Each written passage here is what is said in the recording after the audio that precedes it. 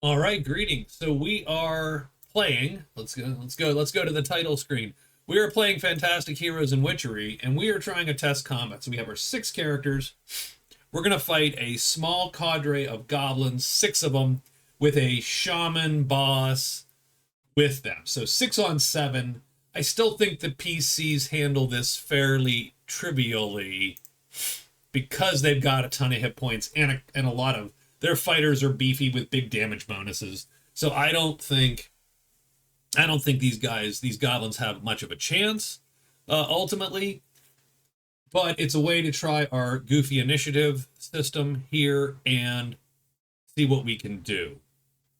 So we're gonna say it's the first round of combat. The goblins are +1. Their shaman gives them a +1, so they're always going to be a +1. So the characters have to sort of deal with that. And so what they're going to do, so round one, all the goblins are going to be melee combatants. The shaman's going to be a magic combatant. Um, and I think you have sort of a weird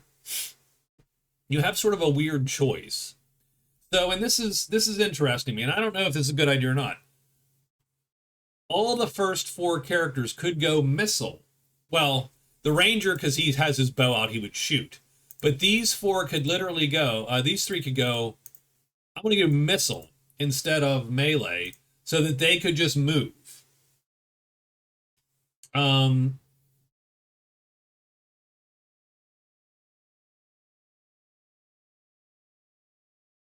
or we just disallow that, or we disallow that, but they wouldn't get to attack. So if they lose initiative, yeah, we'll probably just disallow that for now. That's a little too much. Nah,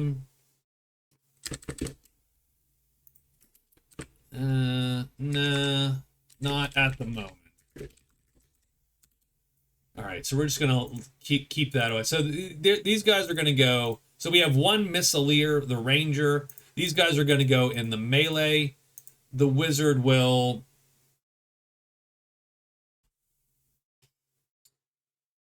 Probably he's not casting right now.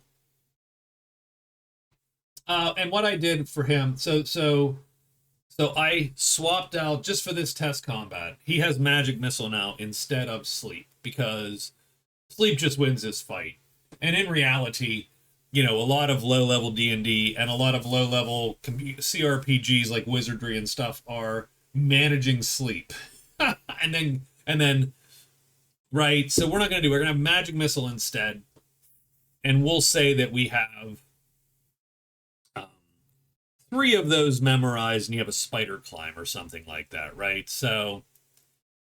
Um so bunch of melee and a spell, one missile, melee, and he'll go on melee as well. We're just going to use. We would like to get in the room though, so we're going to put our 2 up. And so both the PCs and the goblins are going to roll. The PCs get a +2. The goblins get a +1. Let me get, and I don't have any macros, so you're gonna have to excuse me. Like, this is gonna be a slow one. So PCs, goblins, the PCs win initiative by quite a bit.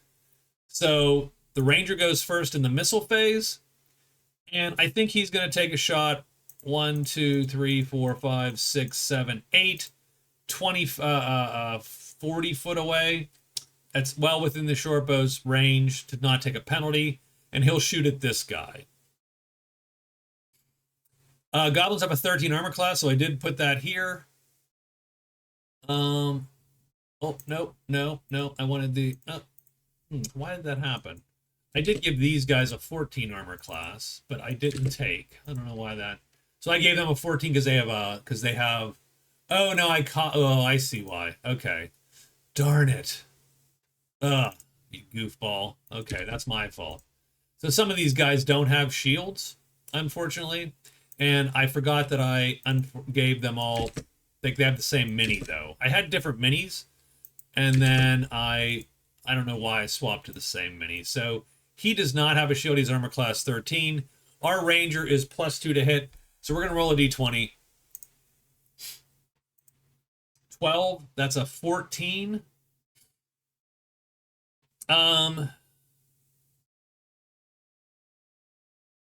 Now the question is, am I penalizing him for shooting through his boys here? Like, that's, I have to think about that, right? So I am going to use like the flanking, you know, and all, like there's, it's shooting in the melee is not okay. But is there, we do have some cover, you know, right? There's cover. So I'm actually going to say, unless you can draw a line of sight to your guy without going through a guy, you're going to take a -2. And so he's going to roll a 12, +2 is 14, but a -2 is going to cause him to miss in this case. So the ranger has gone. That's the end of the missile phase. It's the melee phase. The PCs go first. So we're going to go 1, 2, 3, 4, and 1, 2, 3, 4, and then 1, 2, 3, 4. And he's 1, 2, 3, and 4. So these guys all go, and they get in there. So that's good, because otherwise the goblins could have probably sort of jammed up the front there. But now these guys are going to go.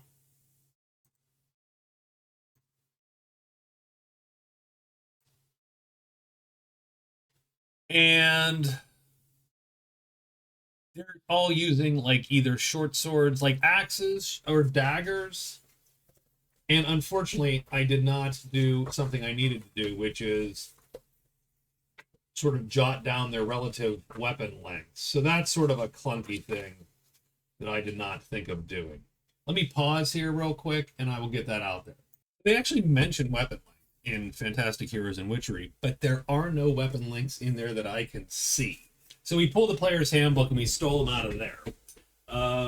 So they have a reasonable facsimile of, you know, the same weapons and so on.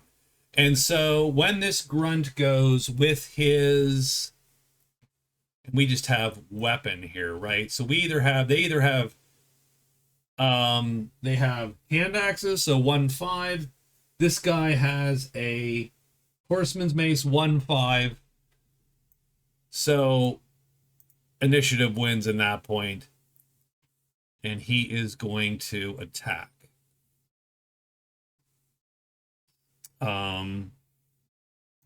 But the cleric does get to attack first because he has the initiative and the weapons are the same. So cleric's going to take a shot. Cleric has a +1 to hit. D20 +1 is a 17. That's going to hit this guy. He does 1d6 +1 damage. He does 6 points of damage, and that's going to knock him down to 1. The grunt then attacks. He gets +1 to his d20. He rolls a 9. +1 because he is on the flank there, although his... yeah, no, and that's fine. It's probably... It's fine. And these things are evil. His armor class is 18. The cleric is like a little mini tank against most evil things done. So that's him.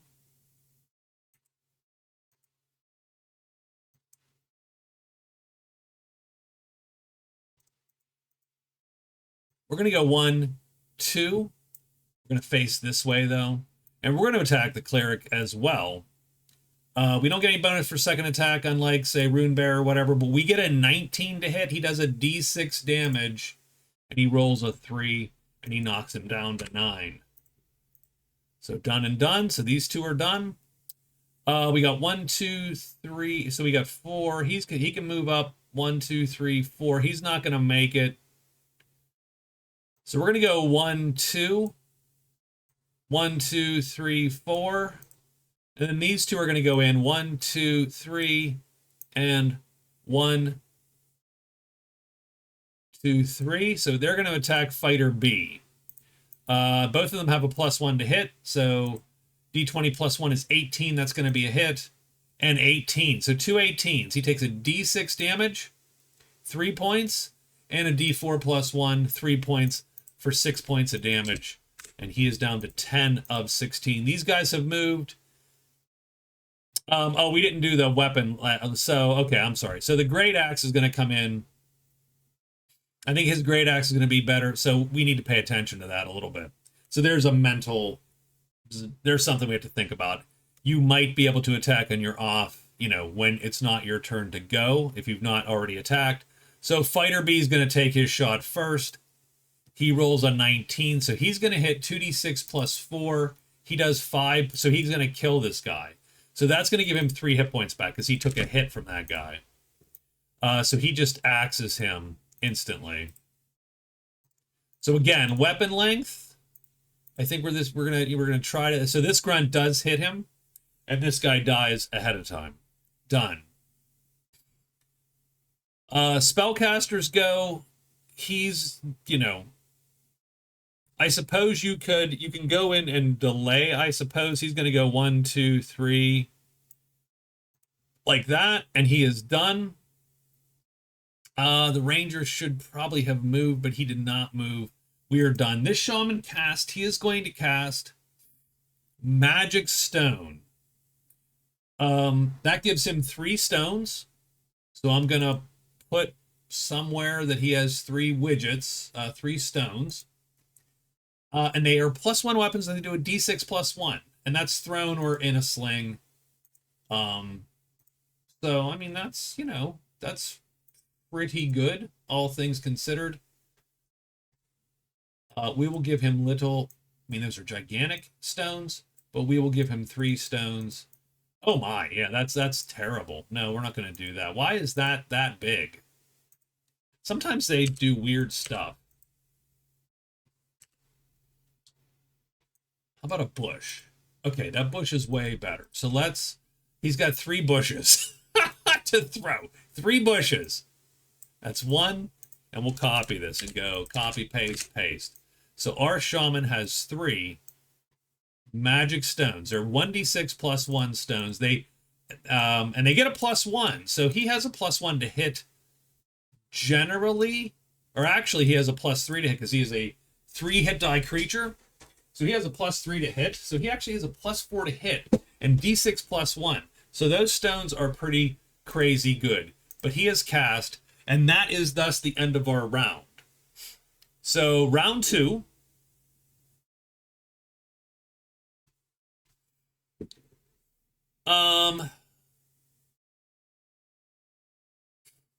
Round 2, we'll see these guys all in melee. Thief as well in melee. I'm going to say that the ranger is going to be missile. He's casting. He is going to be missile, strangely enough. These guys will be all the rest melee. So we have 1 missileer. So we have a missileer on each side, a spellcaster, and then all melees. I think the party has a lot of +2s, so they're just going to try to win initiative, pretty much. So let's roll 2 dice 6 here. 1 for the party and 1 for the goblins. Party rolls a 1, the goblins roll a 2. That's a tie. I'd rather not. I mean, we could do ties and everybody goes at the same time, but let's not do that. Party, goblins. That's a tie again. Party, goblins. The party does win initiative. So our missileers will go first. That is the ranger. The ranger is going to move 2 because he's going to need a slightly better shot. He's going to shoot at this guy. Unfortunately, he's going to take a -4, which sort of sucks. So D20, he rolls a 15. +2 is a 17. -4 is a 13. And he's going to miss.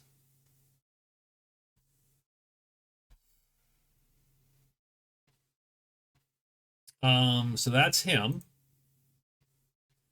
The shaman is going to go, he can move 2. 1, 2, 3, 4, 5. So he's actually going to take, unfortunately, because I think the thrown weapons have like a 20-foot range modifier. We're gonna look that up super quick. Honestly, it's gonna be super quick. I swear. Magic stone range increments. Oh, hurl them at a range increment of 20 feet. So range increment of 20 feet means that if he's gonna go 1, 1, 2, and he's 1, 2, 3, 4, still 5 away. So that means he's going to take a -2 plus the movement -2. So he's going to toss a stone. It's going to be a -4 to hit, but he's 7. He's going to miss. So there you go. Stone done.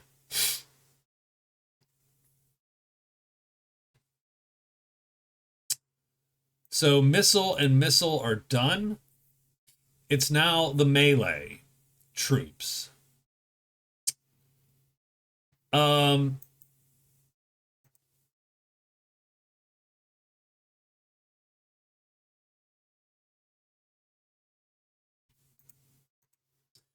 So the party can move in whatever order they need to move. He's got a short sword. He's got a dagger. He's going to come up 1, 2, and 3.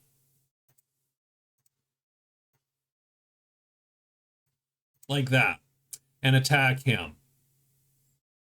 And there's a reason for that. Oops, I rolled a d12. Sorry about that. He rolls a 6. He's going to miss. The grunt is going to attack. Well, yeah, so that's fine. He can't attack necessarily. So he is done. I do need a better like done indicator. So that's what initiative does for you, right? The initiative order does help that in that way. So the thief is done. That's going to allow this fighter to move away. He's going to disengage. He's going to disengage. So that's a combat maneuver. Let's take a quick look. And he's going to disengage in an ordered disengagement because someone moved up there to engage the other guys. So that's actually really useful. I don't know that he's allowed to attack at that point. Characters want to retreat backward out of combat may do so hastily or cautiously.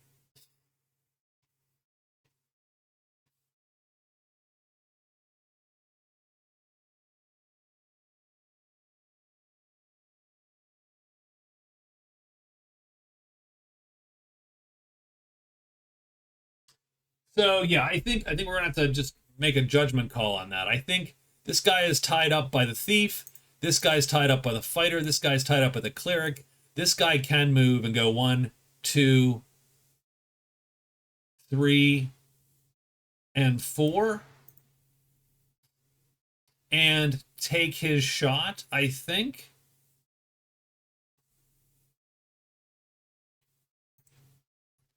And he's going to get a 17. That is going to hit his 13 armor class. And he does a d8 plus 4. These guys have big. He does 12 freaking points of damage. God, okay. That shaman should not have moved. So done and done. We have now Fighter B here. Fighter B is going to take a shot at the guy pretty much on the cleric. So he does get a +4 to hit. That's a 14. And that will hit this guy. So he does like 2d6 plus 4, which is crazy.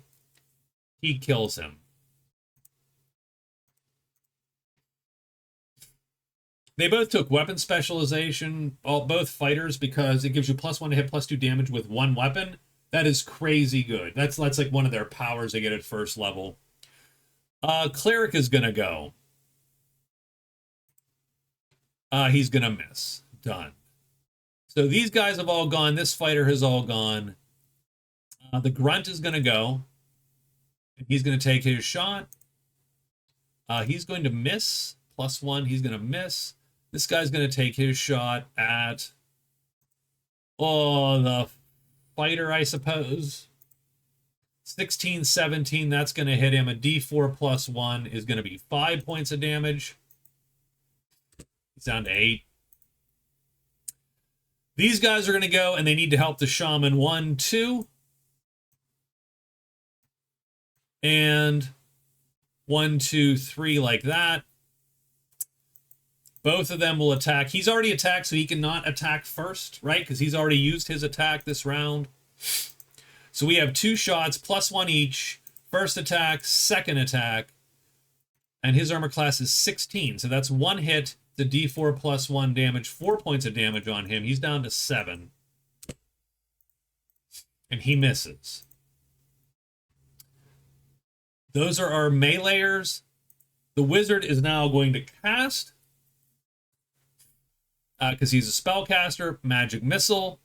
Magic Missile, he's going to nuke the shaman. It's 1d4 +1 damage. He does 2 points of damage. The shaman is killed. He's used a Magic Missile. So that shaman being exposed, I mean, he could have done better, obviously. But just, yeah, he moved out there. The fighter saw his shot. I should have put a better screen up for the shaman before, but I wanted to get a clear shot as opposed to taking the big minuses. But, you know, think about it. I still took a minus anyway. So I did not love that move for the shaman. Such is life. Where are we at now? So that's it. The round is over. And I think, so they've lost their shaman, so they're +0. So the party's now going to press its advantage. So we're going to roll initiative for the party and for the goblins. They give a 6 to 5. The party's going to go first. The ranger is still missiling, as it were. But he is going to have a clear shot, pretty much, to this guy. Now, because he is firing into melee, if he rolls a 1 or a 2, he's going to hit his buddy. But he doesn't take a penalty because he does have a clear shot to the guy. Done. So the ranger takes a shot. 13 + 2 is 15. That's going to hit this goblin's armor class of 14. And the ranger does what? 1d6 +1 because he gets damage, bonus damage against goblins, humanoids. 5 points of damage, kills the grunt. That is all of the bowmen.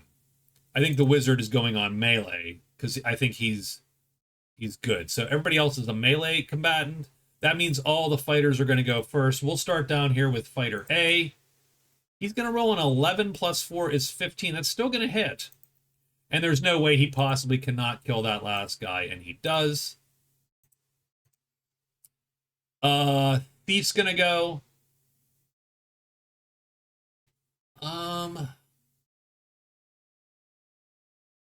And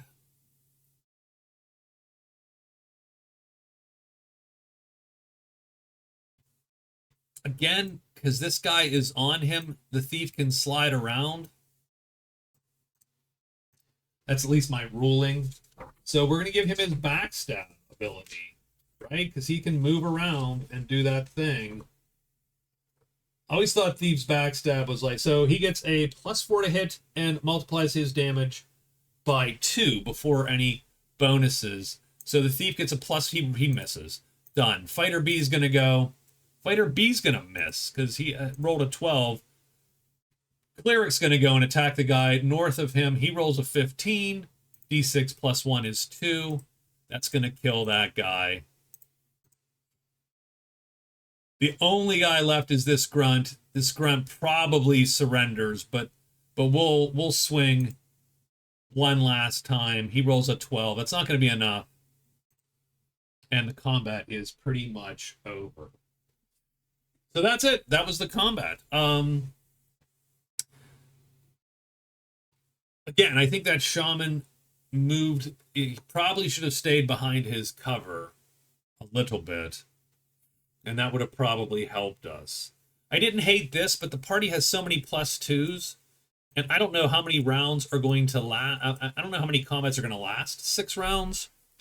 So that might just be a non-issue. That might just be a non-entity. You might almost just be better. It might even be just more interesting with no modifiers, and you just roll like a d6 flat for each side. Done.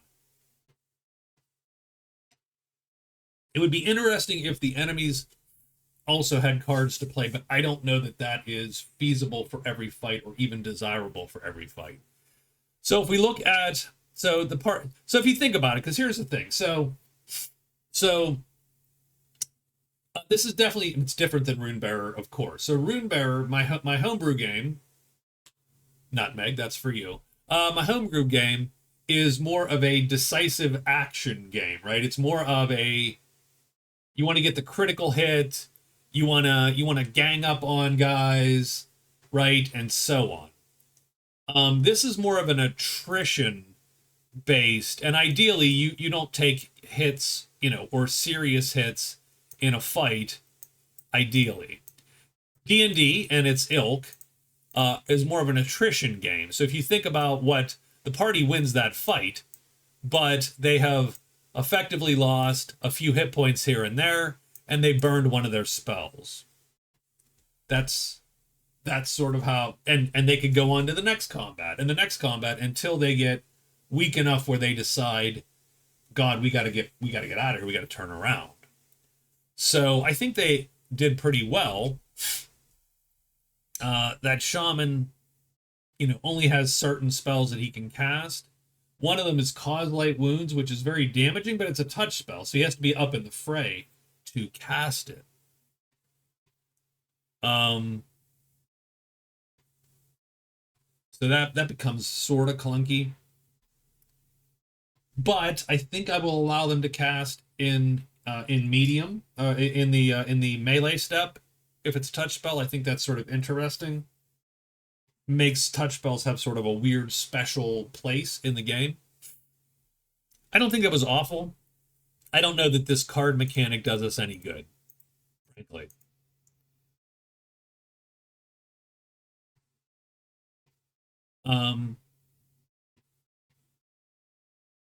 I mean, it almost might be better if you only had like 3 cards, right, or something. You know what I mean? Like, but that's it. I think we're gonna leave there, and we can try another one of these and change it up a little bit. But I think that's where we're gonna stop here for the evening. This was Fantastic Heroes and Witchery. Sorry. This is Fantastic Heroes and Witchery. I do like wizardry too, but Fantastic Heroes and Witchery. Not a terrible game. We are going to talk. I am going to put a little pros and cons of the game here up in a couple days. This was a test combat. We're just sort of testing the rules and our additions to the rules. I think that went well. I think it went quick. You could do 3 or 4 of those. I mean, it was a half an hour, but I talked quite a bit ahead of time about it. The actual combat lasted, 10 minutes, 15 minutes? So I think you could probably run a couple of those in a given session and move them pretty fast. So, all right. I will leave you to it. Thank you very much for watching. I hope you enjoy this. Fire a comment off. Tell me what's going on, what's wrong, what's good, what's bad about the game and the combats. And would you watch a dungeon crawl of these guys going through and deeper into a dungeon? I don't know. You tell me. All right. I will talk to you all later. Thank you very much, and have a good night.